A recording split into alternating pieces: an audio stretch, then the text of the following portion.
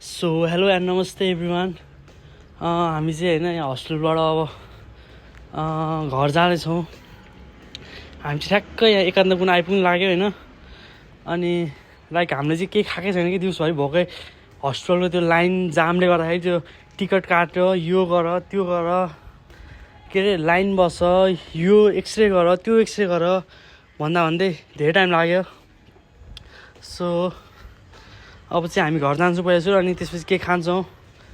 So कहाँ आइपुग्यो भन्ने कुरा मलाई थाहा छैन। यो कहाँ हो, एकान्त कुन आइपुग्नु जस्तो लाग्थ्यो तर कहाँ हो थाहा छैन। अनि यस्तो भोक लागिरहेको छ कि होइन, केही पायो भने खाइदिन्थेँ क्या।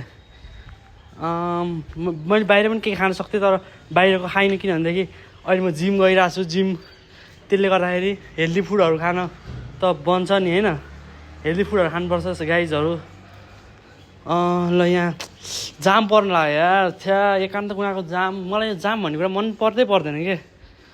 यो जाम होइन, नेपाल त्यस्तै छ कि, नेपाल कहिले विकसित होला। ओहो जाम रहन्छ यार, जाम छैन। यस जाम छैन सो जाम नभएर चाहिँ म एकदम धेरै खुसी भएको छु होइन। अनि चाहिँ अब हामी घर छिटै पुग्नेछौँ गाइज होइन। Stay tuned, please do like and subscribe to S1 Alex vlog.